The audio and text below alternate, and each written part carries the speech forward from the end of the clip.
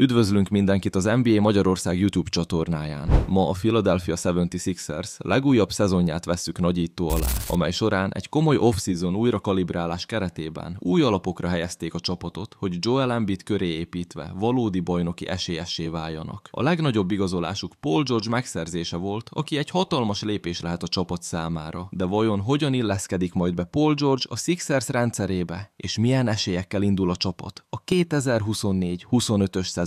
Nézzük meg a tavalyi szezon visszatekintése. A Sixers a legutóbbi szezonban nagyszerűen indul, és az egyik legjobbnak tűnt a keleti konferenciában.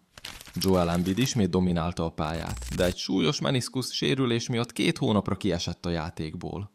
Ennek ellenére a csapat 47 győzelmet aratott, és sikerült bejutniuk a rájátszásba.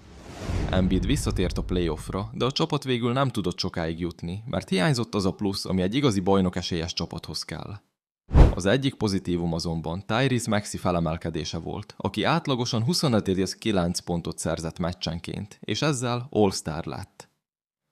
Maxey az egyik legnagyobb felfedezettje lett a csapatnak, aki kiválóan szerepelt Embiid távollétében, és még a legtöbbet fejlődött játékos díjat is bezsebelte.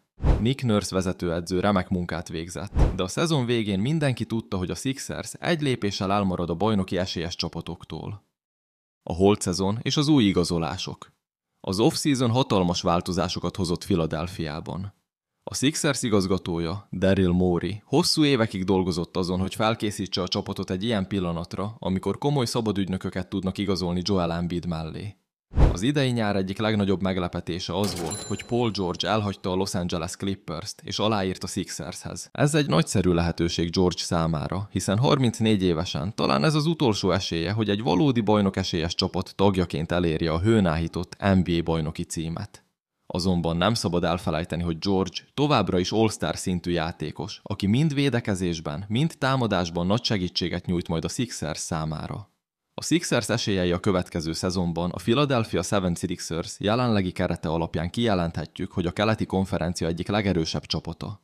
Joel Embiid, Paul George és Tyrese Maxey hármasa képes lehet arra, hogy versenyben legyenek a Celtics és a Knicks mellett a kelet trónjáért. A csapat mélysége és tapasztalata megvan, és Nick Nurse edző személyében olyan vezetőt tudhatnak maguk mellett, aki képes elérni a legjobb eredményeket. Joel Embiid természetesen továbbra is a csapat legfontosabb láncszeme. Az ő egészsége és formája meghatározó lesz abban, hogy meddig juthat a Sixers. Embiidnek már van egy MVP címe, de ha meg tudja ismételni a tavalyi teljesítményét, akkor a Sixers akár a döntőig is eljuthat. Az ő dominanciája a festékben és az új kiegészítő játékosok segítségével a Sixers valódi kihívója lehet a keleti nagyoknak. Összességében a Philadelphia 76ers egy fantasztikus nyarat zárt, és komoly esélyekkel indul neki a 2024-25-ös szezonnak. A kérdés csak az, hogy a Paul George, Joel Embiid és Tyrese Maxey köré épített csapat hogyan képes majd megvalósítani a bajnoki álmait. Vajon ez lesz az a szezon, amikor végre sikerül elérni a hőn áhított címet? Köszönjük, hogy velünk tartottatok. Ne felejtsétek el feliratkozni a csatornánkra, és nyomjatok egy lájkot, ha tetszett a videó. Találkozunk a következő elemzésünkben.